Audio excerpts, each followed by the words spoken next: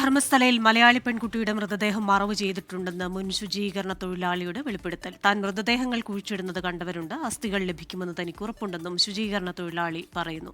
വിവരങ്ങളുമായി ചേരുന്നതിന് മുൻപ് അദ്ദേഹത്തിന്റെ വാക്കുകളിലേക്ക്. SIT ಅಧಿಕಾರಿಗಳ ಹತ್ರ ಕೇಳ್ಕೊಂಡಿದ್ದೀನಿ, ತೆಗಿಸ್ತಾರೆ, ಅದನ್ನು ಕೂಡ ತೆಗ್ಲಿಕ್ಕೆ ತುಂಬಾ ಉಂಟು. ಖಂಡಿತ ನನಗೆ ಅನಿಸುತ್ತೆ. ಆದ್ರೆ ಈಗ 70 ಏನಾಗೋದು ನನಗೊಂದು ಅದು ಏಕೆ ಮತ್ತೆ ಇನ್ನು ಗೋಮಟ ಬೆಟ್ಟದಲ್ಲಿ ಒಂದು 10-20 ಹಾಕಿ ಉಂಟು. ಇನ್ನು ಕೆಲವು ಈಗ ನೋಡಿ ಕೇರಳ ಹೆಂಗ್ಸ್ ಒಂದು ಮಣ್ಣು ಮಾಡಿದಂತು, ಅಲ್ಲಿ ಹೋಗಿ ನೋಡಿದೀವಿ, ಬಂಡೆಕಲ್ಲು ಮುಚ್ಚಿ ಹೋಗಿದೆ. ಆ ಬಂಡೆಕಲ್ಲು 4 ಫೀಟ್ ಮೇಲೆ ಇತ್ತು, ಈಗ ಬಂಡೆಕಲ್ಲು ಮಣ್ಣು ಮುಚ್ಚಿದೆ, ಅಲ್ಲಿ ಮಣ್ಣು ಸುರಿದಿದ್ದಾರೆ. ಕಲ್ಲೇರಿ ಪೆಟ್ರೋಲ್ ಬಂಕಲ್ಲಿ ಒಂದು ಚಿಕ್ಕ ಹುಡುಗಿ, ಒಂದು 15 ವರ್ಷದ ಹುಡುಗಿ. ചെന്നൈയിൽ നിന്ന് വിവരങ്ങളുമായി വീണ്ടും ചേരുന്നത് മുഹമ്മദ് റഹീസാണ്. റഹീസ്, വലിയ വെളിപ്പെടുത്തലാണ്. ഒപ്പം തന്നെ ഇത്തരത്തിൽ മൃതദേഹങ്ങൾ മറവ് ചെയ്തത് അത് തെറ്റാണ് എന്ന് ഇയാൾ തുറന്നു സമ്മതിക്കുന്നുണ്ടല്ലോ. താൻ ചെയ്തത് തെറ്റാണ്, പക്ഷേ ഇപ്പോൾ താനത് തുറന്നു പറയുന്നു എന്ന മട്ടിലാണല്ലോ ഈ നിർണായകമായ കാര്യങ്ങൾ പറഞ്ഞിരിക്കുന്നത്.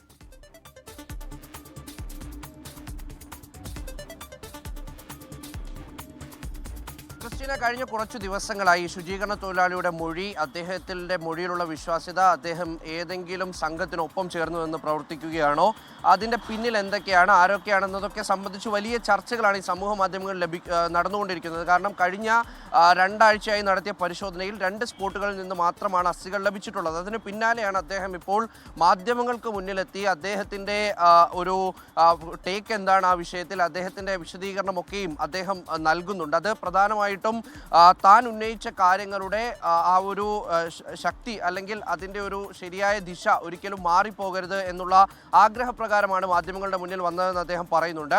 അതിനിടയിലാണ് നിർണായകമായിട്ടുള്ളൊരു വെളിപ്പെടുത്തൽ അദ്ദേഹത്തിൻ്റെ ഭാഗത്തുനിന്നുണ്ടായത്. അതായത് ഒരു മലയാളി പെൺകുട്ടിയെ താൻ മറവ് ചെയ്തിട്ടുണ്ട്, അതിൻ്റെ മൃതദേഹം താൻ മറവ് ചെയ്തിട്ടുണ്ട്. ആ സ്ഥലത്തേക്ക് പരിശോധനയ്ക്കായി SIT സംഘവുമായി പോയി. ആ പോകുന്ന സമയത്ത് അവിടെ ഇപ്പോൾ ഒരു വലിയ പാറകൾ കൊണ്ട് മൂടിയിരിക്കുകയാണ്, അതിന് മുകളിൽ കുറേ മണ്ണിട്ടിരിക്കുന്നു. അപ്പോൾ ഭൂപ്രകൃതിയിൽ വലിയ മാറ്റം വന്നിട്ടുണ്ട്, അതുകൊണ്ടാണ് ആ അസ്ഥികൾ കണ്ടെത്താൻ കഴിയാത്തത് എന്ന് ശുചീകരണ തൊഴിലാളി പറയുന്നുണ്ട്. മാത്രമല്ല, താൻ നേരത്തെ പറഞ്ഞ ആ ഒരു സ്കൂൾ കുട്ടിയുടെ വിഷയം അതായിരുന്നു ഏറ്റവും പ്രധാനമായിട്ടും ഇതിലുണ്ടായിരുന്നത്. ആ സ്കൂൾ കുട്ടിയുടെ മൃതദേഹം മറവ് ചെയ്തിടത്തും ഭൂപ്രകൃതിയിൽ വലിയ മാറ്റം ഉണ്ടായിട്ടുണ്ട്. കഴിഞ്ഞ ഒരു 10 വർഷം മുൻപുള്ള കാര്യം, അദ്ദേഹം 10 വർഷം മുൻപ് വരെയാണ് അവിടെ ഉണ്ടായിരുന്നത്. മൃതദേഹം മറവ് ചെയ്യുന്നത് ഒരു 10 വർഷത്തിന് മുമ്പും 20 വർഷത്തിന് മുമ്പും അതിനു ഇടയിലുള്ളൊരു സമയത്താണ്. അപ്പോൾ അതിനുശേഷം ആ ഭൂപ്രകൃതിയിൽ വലിയ മാറ്റം ഉണ്ടായിരിക്കുന്നു. കാട് വലിയ തോതിൽ വളർന്നിട്ടുണ്ട്, അതൊരു വലിയ വനമായി തന്നെ മാറി. അന്ന് ഇത്തരത്തിലായിരുന്നില്ല പ്രദേശം.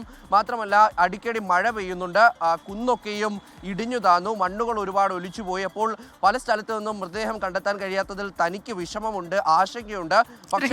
ഒരു കാര്യം കൂടെ, ഈ മലയാളി പെൺകുട്ടി എന്ന് അദ്ദേഹം പറയുമ്പോൾ ആ പെൺകുട്ടിയെ കുറിച്ചുള്ള എന്തെങ്കിലുമൊക്കെ വിവരങ്ങൾ അദ്ദേഹത്തിന് അറിയാമല്ലോ. അത്തരത്തിൽ എന്തെങ്കിലും കാര്യങ്ങൾ അദ്ദേഹം വെളിപ്പെടുത്തിയിട്ടുണ്ടോ?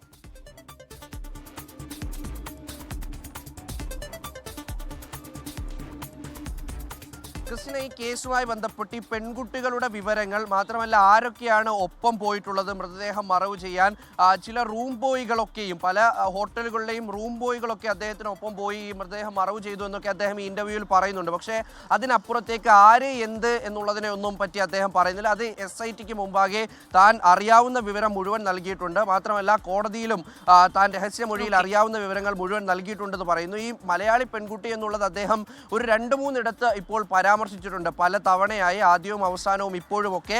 അങ്ങനെ എന്തായാലും അവിടെ തെരച്ചിൽ പുരോഗമിക്കുകയാണ്. ഇന്ന് തെരച്ചിലില്ല, മറിച്ച് നാളെ വീണ്ടും ആരംഭിക്കും. എന്തായാലും ക്ഷമയോടെ കാത്തിരിക്കൂ എന്നുകൂടി അദ്ദേഹം വിമർശകരോട് പറയുന്നുണ്ട്.